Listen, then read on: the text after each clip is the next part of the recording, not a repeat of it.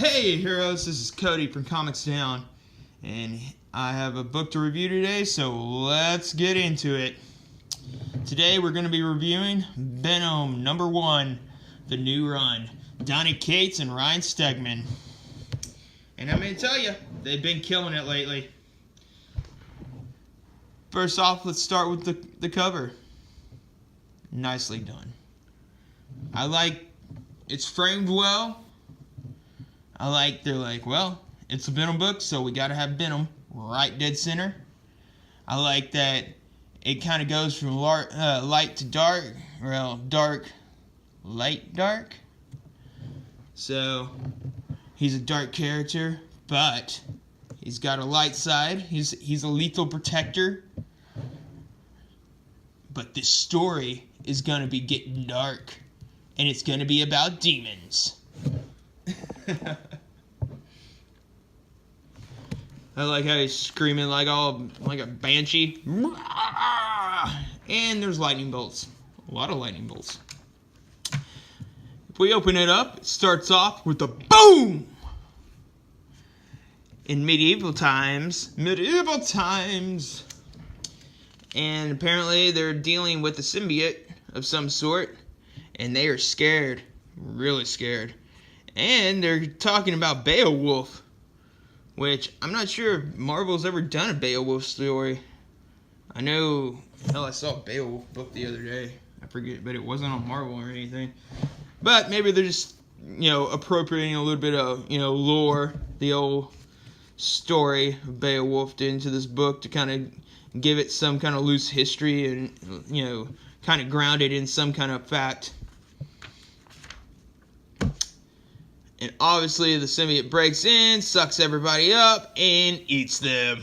And talking some crazy alien language. Clintar language. This is like some Clintar demon god.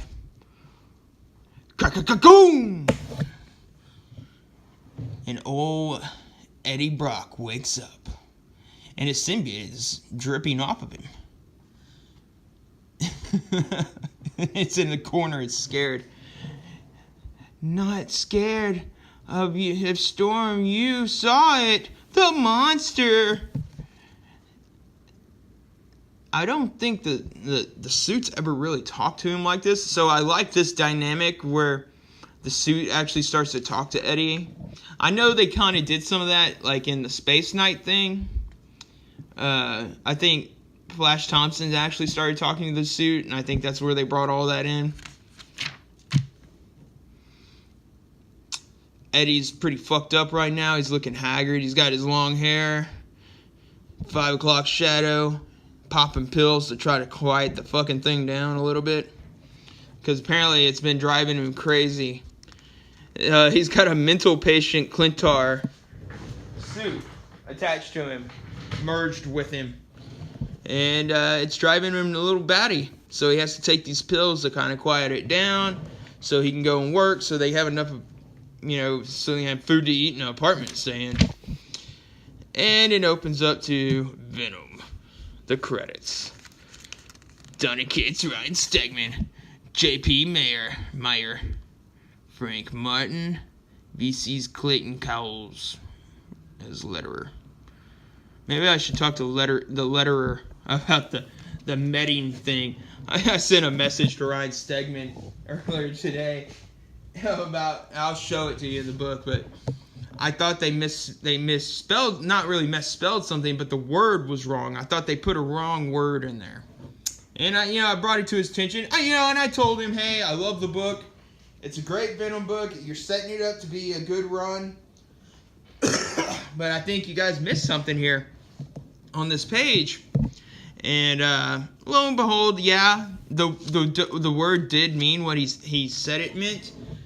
I looked it up. It was the word metting, M-E-T-I-N-G, and I'd never heard that word. I'm from Texas, I got a pretty large vocabulary, and the way they used the context of that word, it didn't make no sense to me. It looked out of place. And then, after he kind of, said, oh, this is a real word, look it up, blah, blah, blah.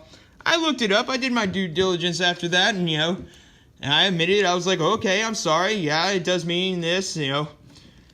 But after I was thinking about it, the goddamn word, I was like, you're trying to be a fancy pants. Okay, this is what I was arguing with him, or not really arguing with him about, but he's like,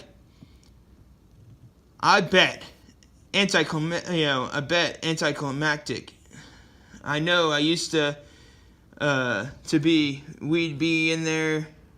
I know, we'd be in there breaking jaws and meting out justice with the big toothy grin on our face. Meting out justice. Why didn't you put in dole out justice? Or handing out justice? Or supplying some justice? It all means the same thing. And Eddie Brock is not some fancy pants talker.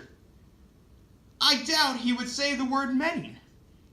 He would probably just say, me and the symbiote would dole out some justice. Because he's a blue collar guy. I don't know. It was like, okay, well, they don't really make that much sense using that word. And maybe it's just me. Maybe I'm just dumb. But the world still turns and moves on. I love this right here. The rain and him swinging through the city, the lightning. Great art. Probably some of the best art coming out of Marvel right now. But the story is very good. We got this Joker, the new Jack-O-Lantern. He's trying to sell to the Grizzly, the Armadillo, and some other jackhole. And he's selling them some Osborne tech or something. And these look like busted ass, pulse rifles or something. And, Eddie's just there to take pictures. You see, the cops roll in. And so, Jack-O-Lantern, of course, starts shooting people. Try to get away. And that sets the symbiote off. And he goes and gets him. And, really starts fucking him up. Almost to the point he almost kills him. I think he blinds him, actually. My eyes! He, stabs his eyes with his fingers. And then when the cops, are trying to get him off, he looks like he's, Phoenix Force possessed. He's got some kind of bird over him.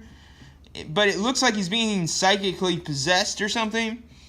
He's got big veins and just looking altogether crazy. He got a bullseye on his forehead. And somebody used... Boop, beep, beep, beep. Boom. But, yeah. They blow him up. Give somebody enough time to get in there and capture him. And they got him tied up in front of a furnace and some bass amps. And they got a low-tone bass noise going through it, so it keeps the symbiote at bay. And everybody knows what we're thinking right now. Brock's gonna keep this guy talking while the symbiote tries to kill him or whatnot. But come to find out, old boy who captured him, he knows a thing or two about symbiotes himself. He's got a symbiote scar on his neck. Symbiote neck scar guy. And they talk, and apparently they were part of a special symbiote unit in Vietnam. And he says, well, don't try to get over on me because I've forgotten more about my symbiote than you'll ever know about yours. And he says, what do you know about your symbiote? What's its name? What's its habits? What does he like to eat? And he asks him about the nightmares. So he's got Brock's attention right off the bat there. And he asked Brock, his brothers had went crazy because they'd permanently bonded with their symbiote hosts. And, they put him in stasis somewhere, and he wants to try to rescue them. They were good men. And Brock agrees. He'll help him out. But this next page, I love it. This is freaking awesome.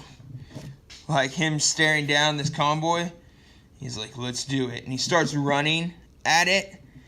And dude, this right here, crunch. And you know, we're feeling much stronger now. I mean, look at they showed the two guys getting ejected, the freaking truck collapsing in on itself, like the amount of power that just hit him, and he's like an unmovable object. You know, it's awesome. I love that, you know, his tongue's hanging out, slobber dobber coming off of him. Classic badass Venom, you know. But we'll wrap it up.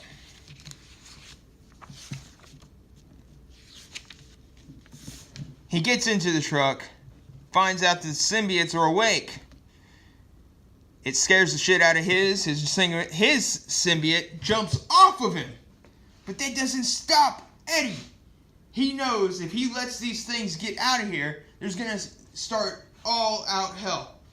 So he's like, tries to tackle one and gets stabbed through the chest. Then the symbiotes jump back into the thing and somehow get beamed out.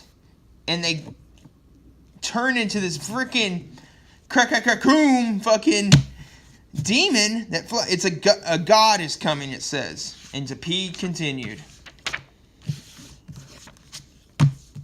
And old Eddie's left on the floor bleeding, thinking to himself, God damn it.